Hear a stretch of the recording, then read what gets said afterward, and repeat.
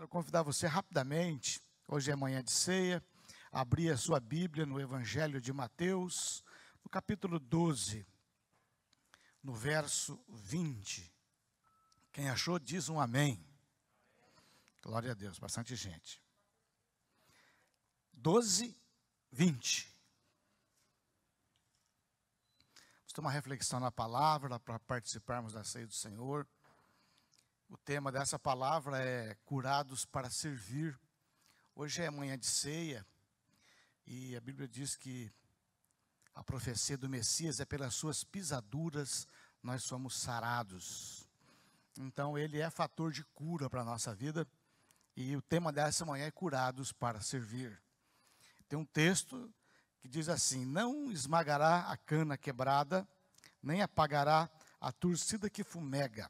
Amém? Não esmagará a cana trilhada e nem apagará a torcida que fumega. Pai, nós te amamos nessa manhã, nós cantamos aqui, Pai, que teu é o poder, teu é o reino e tua é a glória, e nós estamos sujeitos à tua vontade. Que a tua palavra de alguma forma possa curar a nossa vida nessa manhã, para que resulte em glória ao teu nome. Abençoa os irmãos presentes, abençoa os irmãos que estão sintonizados com a gente pela internet, os irmãos ausentes da congregação por qualquer motivo. Nos cobre com teu grande amor, Senhor, em nome de Jesus. Amém. Não esmagará a cana quebrada, nem apagará a torcida que fumega. Nós vivemos na cultura do que não vale a pena. É a cultura do que não vale a pena. Uma vez, quando eu mudei de cidade, que eu fui começar o ministério, eu morava em Curitiba, eu fui para uma outra cidade, de um outro estado. Curitiba, a voltagem era 110. E eu mudei para uma cidade que a voltagem era 220. Os irmãos já estão imaginando algumas coisas que pudessem acontecer com os meus eletrodomésticos. Na minha época, há muitos anos atrás, o videocassete era um luxo. Quem lembra de videocassete aí? O cara falava assim: o meu é 4 cabeças. Quem lembra disso? Era um festival, o meu é 4 cabeças. Eu nem sei o que significa isso, mas eu falava: o meu é 4 cabeças. Né? É a mesma coisa que o tempo que era moleque, você comprava um rota-fita, um toca-fita Rodstar Auto Reverse. Era o único toca-fita Auto Reverse. Acabava a fita, você tinha que tirar e virar a fita e colocar. O Rodstar não, acabava, ele bate e volta, tocava o outro lado. Gente, as coisas mudam. Mas quando queimou meu videocassete, cara, fiquei mal. Era uma das únicas coisas que eu tinha, era o tal do videocassete, uma televisão sempre velha. Aí eu fui no cara para consertar o meu videocassete. Eu vim numa loja, fui, tem que consertar.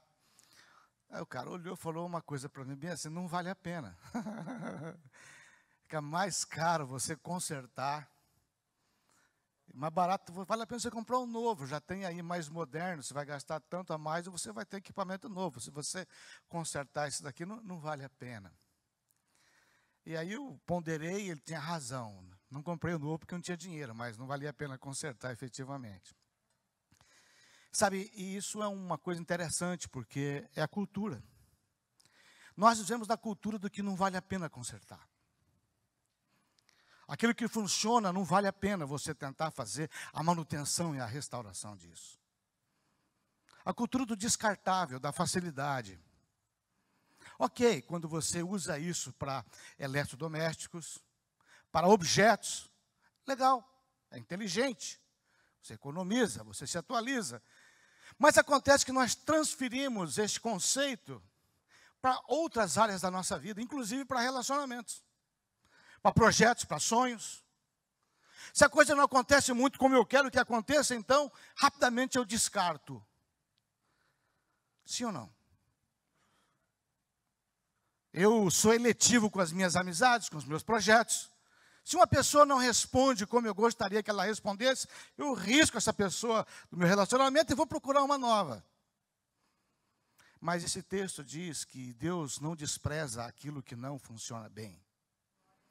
Ele fala: ele não esmagará a cana trilhada, ele não apaga a torcida que fumega. Essa é uma figura interessante, porque a cana trilhada é um junco.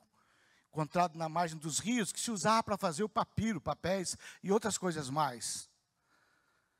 Era uma cana, um capim mais forte, que você corta embaixo, corta em cima, e você mantém a integridade dele, e você o entrelaça, e ele é usado para várias coisas. Dentre elas, uma da sua melhor utilização é o papiro, o papel, onde foram escritas cartas e muitas coisas, é a evolução. Só que uma cana dessa, quando quebrava, ela não servia. O cara que estava cortando esse junco, essa cana, ele cortava, mas se ela quebrasse no meio, ela não tinha serventia. Então ele pegava aquilo e jogava fora. É descartável. Não tinha valor para nada, não servia para nada. Mas Deus olha para esse texto e fala: eu não esmago a cana trilhada. Eu não abro mão daquele que não funciona direito. A torcida que fumega, essa vai ser melhor ainda para os veteranos de guerra. Quem tinha lamparina? Quem lembra o que era lamparina? Só eu. Tem mais gente, lamparina. Era um negocinho de lata, assim, que a tua mãe mandava. Quem ia na venda buscar querosene para a mãe de litro? Aquele litro que você tampava com sabugo de milho a boca. Tem gente chorando já as lágrimas, irmãos. E não é pelo poder de Deus, é pelo poder da imaginação, das memórias. Você ia na loja comprar um litro de querosene para a mãe, chegava em casa, ela botava aquele querosene na lamparina. E a lamparina tinha um pavio e uma manivelazinha na porta, que você virava aquilo e puxava o pavio para fora. E botava fogo e o pavio ia queimando o querosene que estava dentro da lamparina. Rogério faz assim. E uma lágrima brota, né, Rogério? Só que às vezes aquele pavio não funciona muito bem, você tem que tirar e jogar ele fora. É a torcida. Essa torcida que fumega é o pavio da lamparina. Porque ele começa e não funciona. Ele falou: eu não quebro nem a cana trilhada, uma coisa que não tem aparentemente utilidade. E eu também não jogo fora a torcida. Não acabo de apagar a torcida que fumega.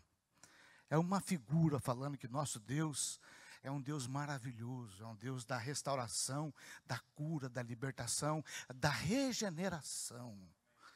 E ele fala: esse é o ministério de Jesus. Ele não esmagará aqueles que não funcionam direito. Ele não vai matar a mulher pega em adultério. Ele não vai desprezar o judeu traidor que trabalha como coletor de impostos. Ele vai trabalhar as pessoas e para ele ninguém é descartável. Mas nós temos a cultura do descartável. Pessoas que não funcionam de acordo com aquilo que nós gostaríamos que ela funcionasse. Nós rapidamente riscamos do nosso hall de relacionamentos. Não vale a pena você investir numa amizade. Não vale a pena você restaurar, reconstruir. E essa cultura é uma maldição. Porque ela vai contrário à palavra de Deus. Ela vai contrário. Deus não despreza. Amém? Aliás, grandes homens de Deus eram justamente canas trilhadas e torcidas fumegantes. Quero puxar você rapidamente para Gênesis, capítulo 37 do Evangelho que está em Gênesis. E vou fazer um absurdo aqui, que você vai me ajudar a fazer esse absurdo. Quer falar uma das histórias mais incríveis da Bíblia, mais de toda a Bíblia, que é a história de um homem chamado José. Quem já ouviu aí José? Quem já leu aí a história da Bíblia de José? Quem já viu José segundo Edir Macedo aí também? Bastante gente, né? Você pensa que o irmão está lendo a Bíblia e está vendo a novela da Record. Brincadeira, agora. Pastor, você vê ela assim, ela assado. Falei, a gente vai ficando contente por o irmão estar lendo a Bíblia. Não, porque eu vi essa semana na Record. Mas amém, né? Pelo menos alguma coisa está vendo, né? Louvado seja.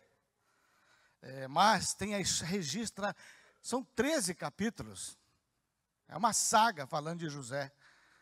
Falando da história de José. Esse maravilhoso. Vamos montar aqui alguns pontos, você vai me ajudar. Então, quem já conhece a história do José, você vai falar alguns pontos dessa história aí, amém? Aí eu não vou ser culpado sozinho, você vai estar comigo, se Deus não gostar desse negócio. Quem pode falar alguma coisa da história de José? Quem lembra aí? Onde cada vez, irmãos, por ordem alfabética. Sonhava. Olha aí, José era uma pessoa que tinha sonhos. Deus tinha colocado sonhos, porque o nosso Deus também fala através de sonhos. São a linguagem sobrenatural da comunicação de Deus com o ser humano. Não é que todo sonho que você tem é de Deus. Aliás, sonhos de Deus são absoluta exceção.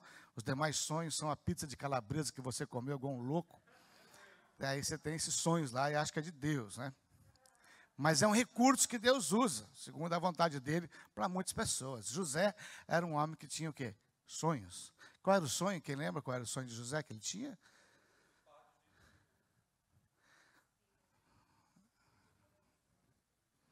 As estrelas, o sol e a lua se rendiam, e os fardos dos trigos se rendiam a ele. Amém. O que mais que a gente lembra de José aí? Hã?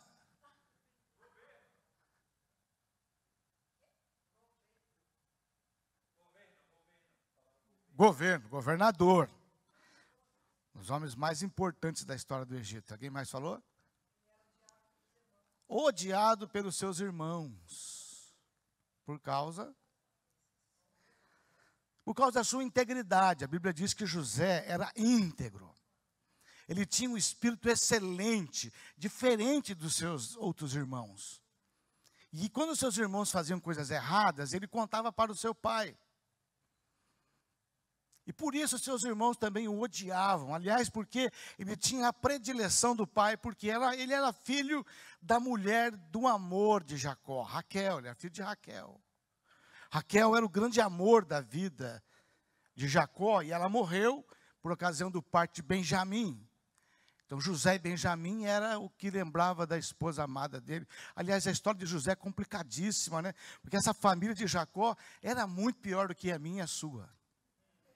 O patriarca Jacó tinha uma família, como diz por aí, levado da breca. Mulher disputando contra mulher, dando empregada para dormir com o cara, para ter filho do cara, um rolo, disputa de filhos, competição, para ver quem ganha o coração, um negócio maluco. A cultura da época tolerava esse comportamento, a poligamia, hoje não cabe mais. Mas era uma história complicadíssima. José vem de uma história complicadíssima, um ambiente de competição, um puxa tapete do outro, um disputa com o outro. Mas ainda assim, no meio dessa noia, ele era uma pessoa íntegra, uma pessoa boa. Porque muitas vezes o nascimento e o ambiente em que você é formado não são os responsáveis pela formação do teu caráter. José nasce nesse ambiente maluco, mas ele é um cara íntegro. E ele não consegue, então, ser conivente com os pecados dos seus irmãos, e ele fala para o seu pai. E o seu pai faz algo impensado, demonstra publicamente a sua predileção por José, faz para ele uma túnica, uma roupa, que na verdade era uma roupa de um supervisor, de alguém superior hierarquicamente, para tomar conta de outros. Era como se fosse uma espécie de um uniforme. Quando ele coloca aqui em José, que era talvez um dos mais novos, ele está dando autoridade para José na frente de todos os filhos mais velhos, o que era impensável naquela cultura. E por isso os seus irmãos o odiavam ainda mais. Eu quero abrir um parênteses aqui para falar uma coisa para você escrever na sua Bíblia, se você quiser. Às vezes, para você ser um bom filho, você precisa ser um péssimo irmão.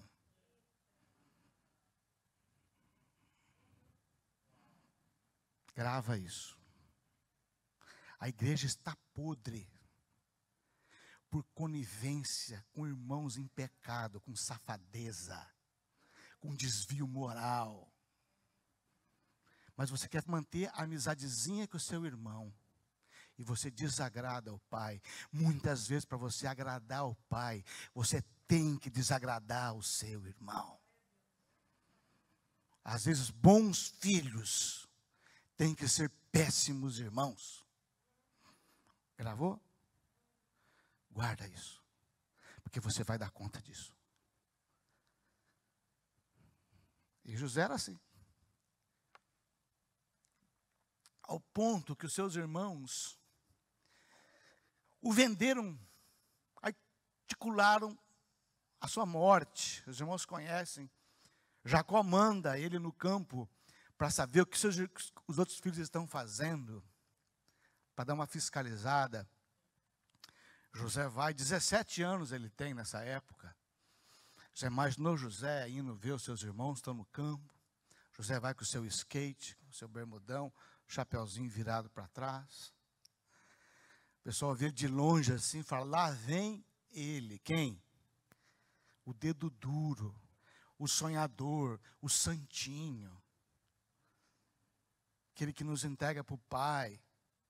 O Judá, o Rubem, o pessoal fala, tomou o nosso lugar. O Rubem era o primogênito, o Judá vem depois. E eles pegam e falam, vamos matar esse cara. O Rubem entra em cena e vê o tamanho do negócio, fala, não vamos matar não, vamos esconder ele aqui numa cisterna, num buraco, num poço. Mas o Rubem tinha pensado, quando ninguém mais percebeu, eu vim aqui, tiro ele e levo ele para casa. Mas o que acontece é que eles vendem José para uma caravana de midianitas que vão em direção ao Egito. Quando o Rubem chega, José já não está mais lá. Por 20 moedas de prata, ele é vendido para a caravana do Egito. José é uma pessoa rejeitada pelos seus próprios irmãos e vai para o Egito. Eles pegam, então, matam um bode, sujam a túnica que o pai tinha preparado para José, para dizer ao pai que certamente José foi devorado pelos animais. O pai chora demais, José vai para o Egito. O que acontece no Egito, quem lembra?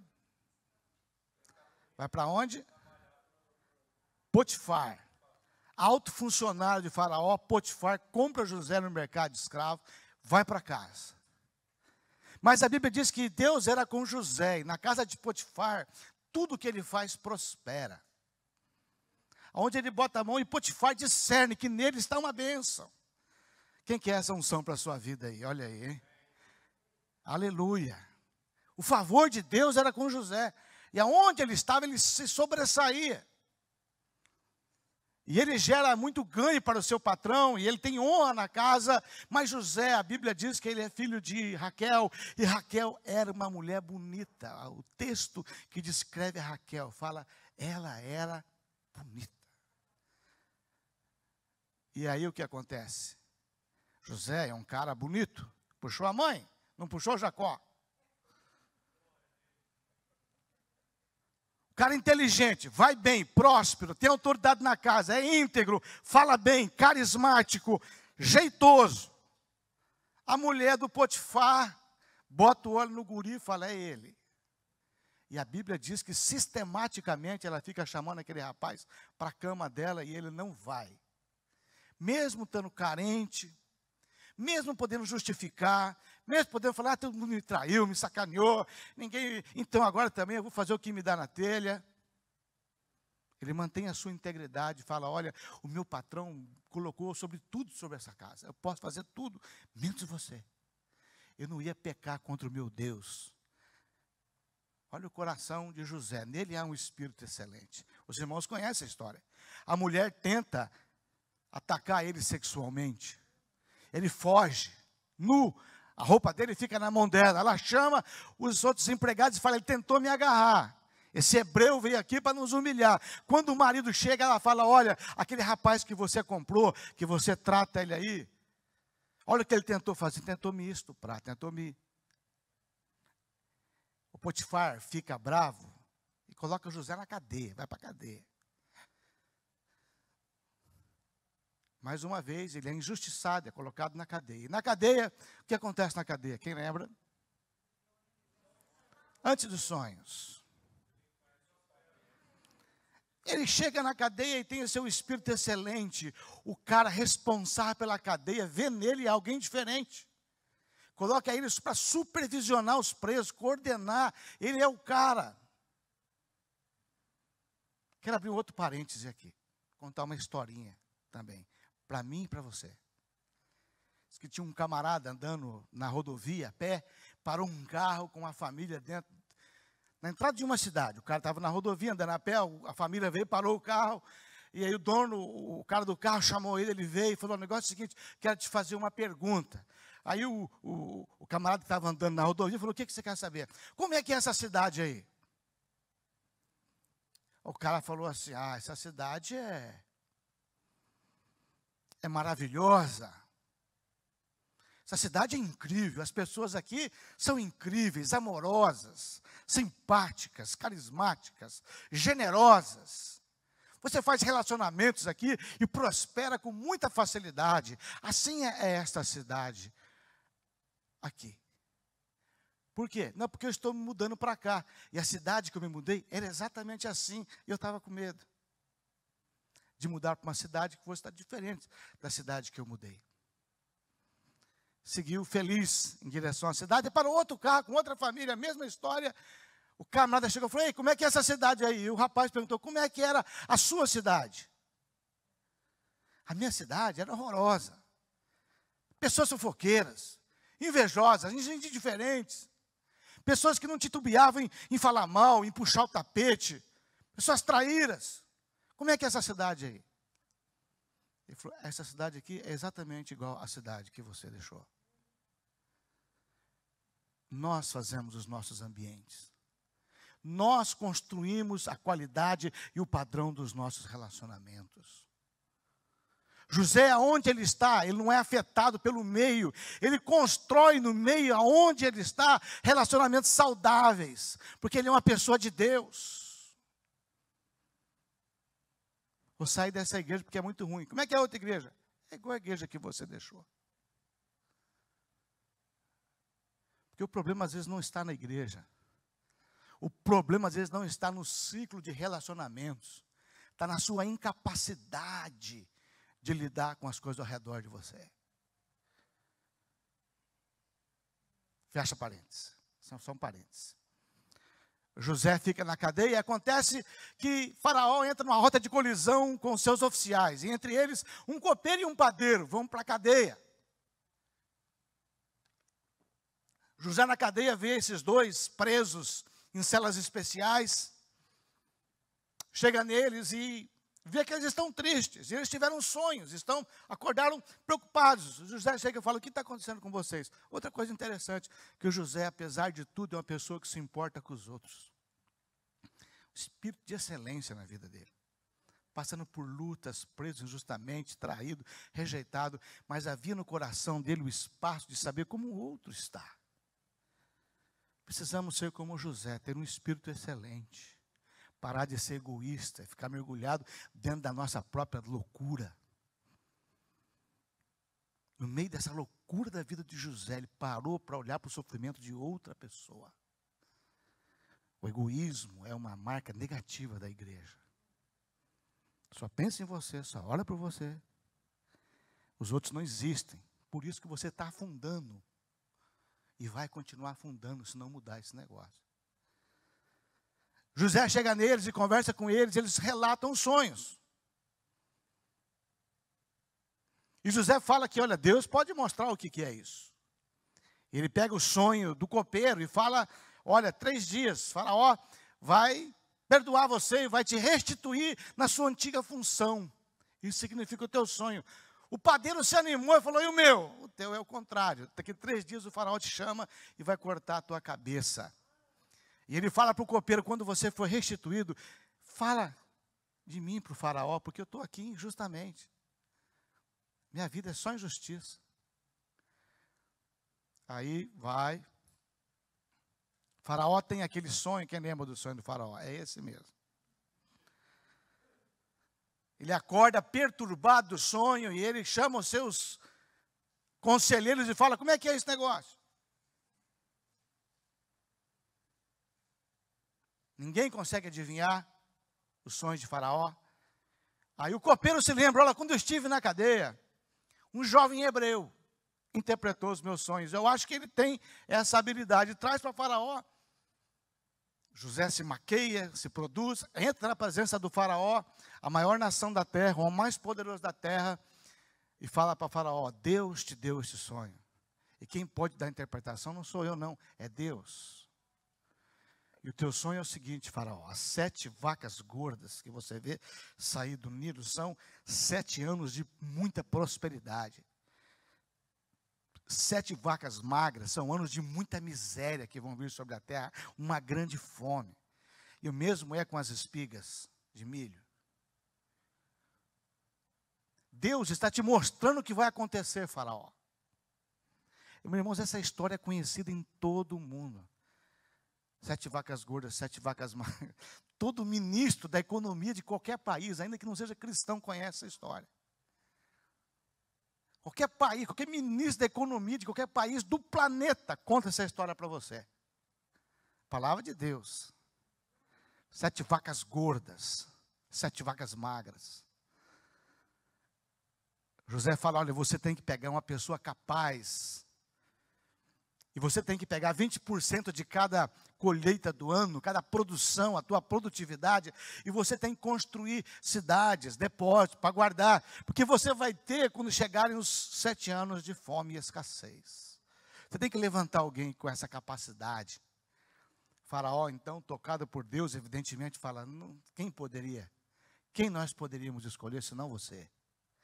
E houve a concordância de todo o staff do Faraó. E José sai da cadeia e passa a ser governador do Egito, recebe um anel de Faraó, e Faraó fala, no Egito ninguém levanta o pé sem você saber. Acima de você no Egito só eu. Esse é o nosso Deus, Ele pode fazer um milagre na minha vida, na sua vida, Ele pode fazer coisas extraordinárias, se for esse o propósito dEle conosco. José sai da cadeia e vai para governador do Egito. Já pensou o Egito? José, 7 anos, construindo cidades, pirâmides, reservatórios, depósitos, estradas. José é um gênio do urbanismo, da arquitetura, da engenharia, da agronomia. Cabeça dele com os sábios, olha, vamos construir cidades, depósitos, cisternas, arquidutos, sistemas de irrigação, vias, estradas, casas. Porque José sabe que em 7 anos de fome, muita gente vai mudar para o Egito, não vai ser igual Rio de Janeiro, São Paulo, Nova York, onde o êxodo rural faz as pessoas migrarem para os grandes centros, e não há um planejamento adequado, e vira o que vira as favelas, a miséria. José antevê pelo poder de Deus, ele estrutura o Egito na história. Começa agora os anos de fome. E José é o cara que cuida de todo o estoque do faraó e negocia e vende. Enquanto não se tem como pagar, José negocia, compra as terras. Toda a terra do Egito foi vendida para faraó. José fez um sistema no Egito de meeiro. Todo o Egito é do faraó, e vocês voltem para suas terras, vocês plantem, 20% de tudo que vocês produzirem é de faraó. Estabeleceu um imposto, um bom número, 20%. A Bíblia diz que a fome chegou em Canaã.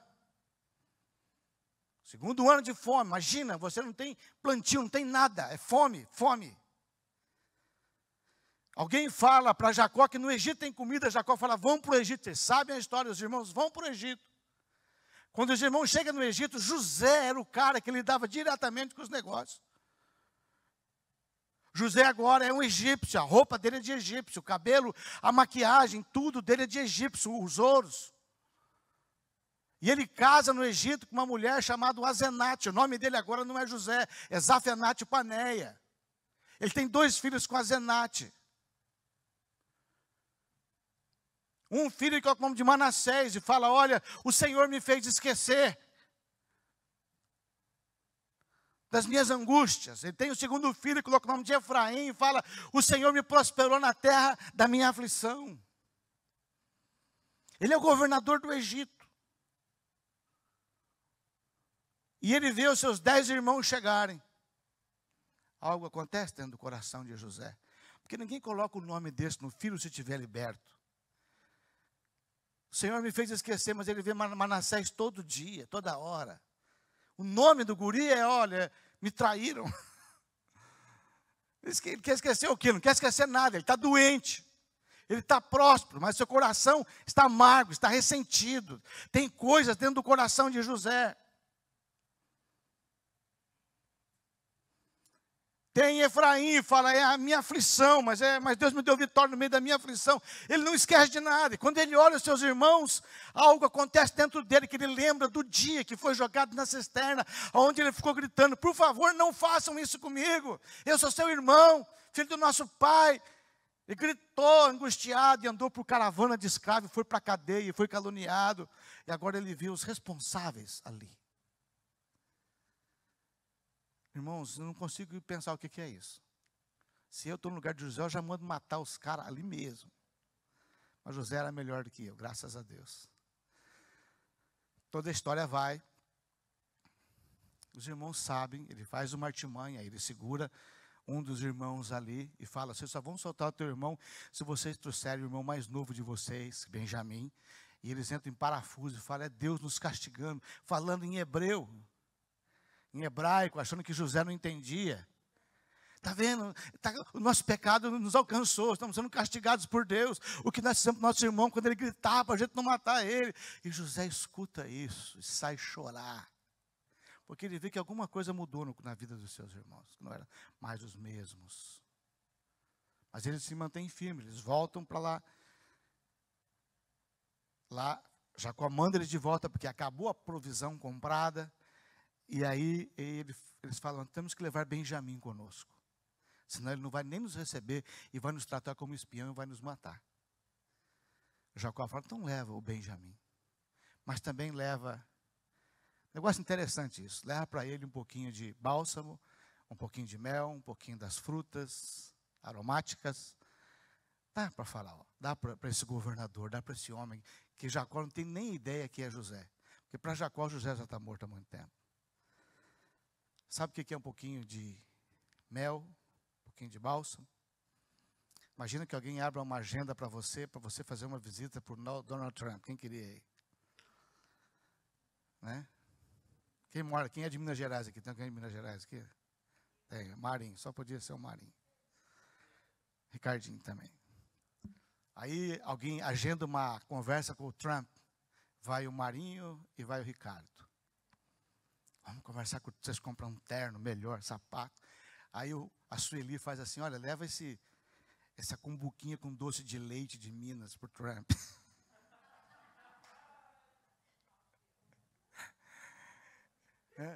O Ricardo chega lá assim, né?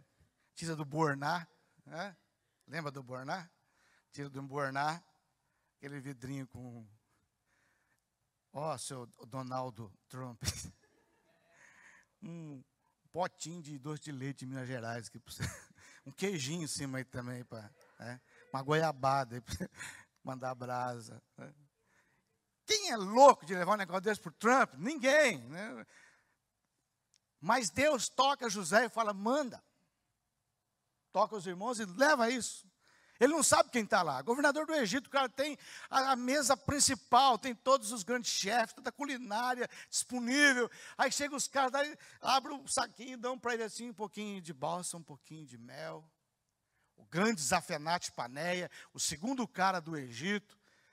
Como é que ele vê isso? Ele pega aquilo. O que é que ele lembra? Ele lembra quando ele era moleque, de uns 8 anos, correndo de patinete atrás de casa, tacou numa pedra, lascou o dedão, bateu a testa, ralou o joelho, o cotovelo. Ele vem para casa, mãe!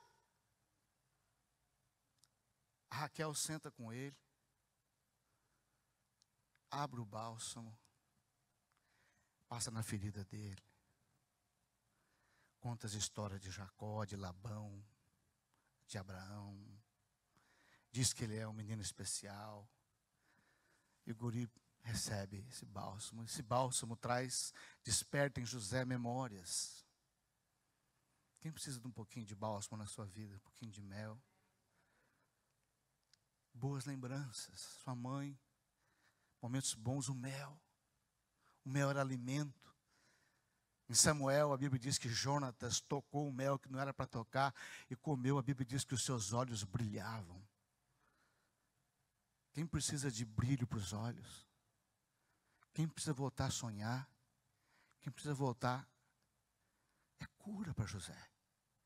José entra, é a mulher dele, a Zafenate, dama da elite, society. Ei, você vai trazer esse negócio imundo para dentro da minha cozinha? Minha cozinha é de mármore, ô Zafenate. Você vai trazer esse negócio aqui para minha cozinha? Acho que o José está abraçado com aquilo que só ele sabe o que significa. Ele fala, nem converse comigo. Vai para um cantinho, abre ali, fica vendo, cheira aquele bálsamo, toca aquele mel. E Deus vai quebrantando o coração dele. É cura, bálsamo é cura. Existe médico em Gileade, há bálsamo em Gileade. Jesus é a cura. O mel é o alimento, a comida, é o brilho, o sonho que faz restaurar. Nós estamos hoje diante dos elementos de cura para a nossa vida. Os irmãos sabem o resto da história.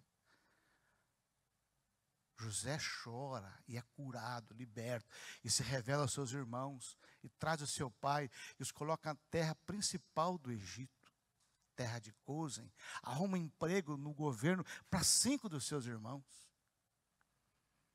A melhor terra do Egito. Faraó abençoa a vida deles. E ele reencontra o seu pai, uma cena antológica.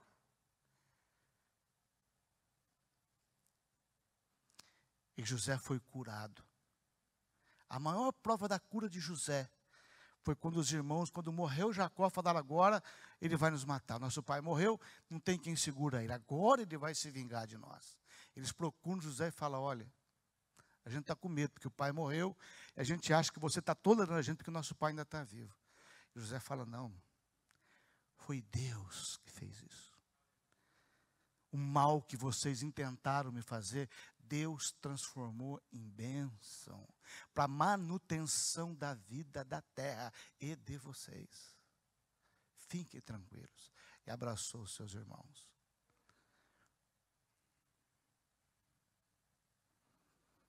A igreja, a cura está na enfermidade. A vacina do Covid está no vírus. São das doenças que se produzem as curas.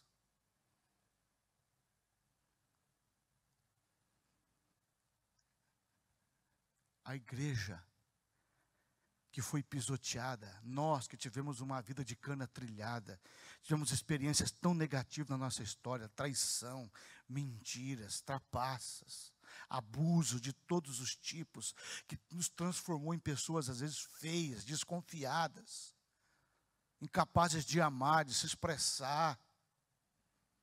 Mas agora nós temos um encontro com Jesus. Agora Ele nos cura.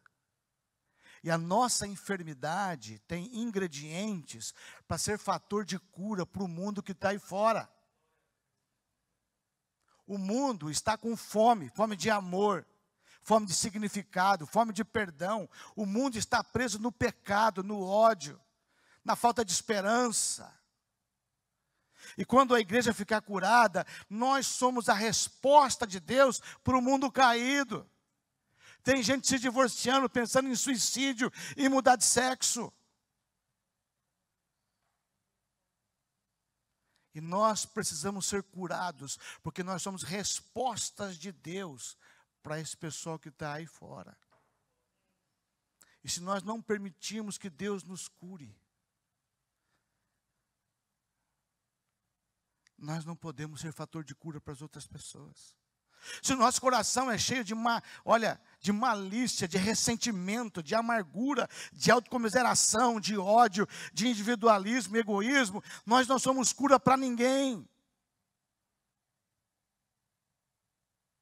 Mas se o médico dos médicos, Senhor dos senhores, nos curar, nós vamos ser como que José nas mãos de Deus. A igreja tem tudo aquilo que o mundo tem fome. A igreja tem trigo, a igreja tem o vinho, a igreja tem o mel, a igreja tem o bálsamo, a igreja tem amor, amizade, aceitação, valorização. Nós somos a resposta. Deus levantou José.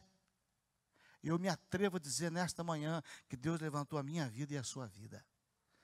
Que Deus levantou a sua igreja para atender uma carência que está aí fora. Mas aí nós precisamos ser curados. Nós precisamos nos apresentar ao Senhor. Pelas suas pisaduras nós fomos sarados. Pedro foi curado. Paulo foi curado. E foi fator de bênção. A seara é fator de bênção para esta cidade. Se nós deixarmos Jesus entrar em nosso coração e vermos no sangue de Jesus o perdão para todos os nossos pecados e o perdão para os pecados daqueles que nos ofenderam, e nós podemos orar a oração do Pai Nosso: perdoa, assim como nós perdoamos aqueles que de alguma forma nos atingiram. Se não fizermos isso, irmãos, nós não somos fator de bênção de Deus lá fora. Nós precisamos ser curados, nos apropriar da cura. Então nessa manhã tem uns elementos aqui. Jesus morreu por nós, não porque a gente vive a nossa vida arrastando, mas para que tenhamos uma nova vida, o seu Espírito, para a gente poder ser fator de bênção. Então nessa manhã eu não sei o que fizeram com você. Eu não sei a sua história, eu não sei seu pai, eu não sei a sua mãe, eu não sei essa pessoa que você convive com ela, eu não sei seus filhos. Eu não sei o que você fez na vida dos seus filhos. Eu não sei seus patrões, seus parentes, seus vizinhos. Eu não sei. Eu não sei o que os demônios fizeram com você. Porque os demônios entram em nossa vida, faz pecados, faz armadilhas, para nos destruir. E hoje a gente é uma cana trilhada. Hoje a gente é uma torcida que fumega, não funciona bem. Mas eu venho te dizer em nome de Jesus, que Ele não esmaga a cana trilhada. O que aonde você sofreu é onde Deus vai te usar para curar outras pessoas. Passei anos da minha vida nas drogas. Fui apoiador de pelo menos 15 casas de recuperação. Pelo menos. Quando eu chegava na casa de recuperação, eu sabia o que eles estavam passando. Eles iam conversar comigo, eu sabia o que era.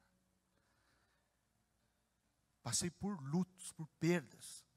Sei muito bem ser usado para consolar um luto. Fracassei na vida profissional, fui à falência 2 vezes. Eu sei a angústia do empresário que não tem como pagar suas contas. O fator que foi de doença para nós, Deus nos cura. E agora nós somos a resposta para a doença dos outros. Amém.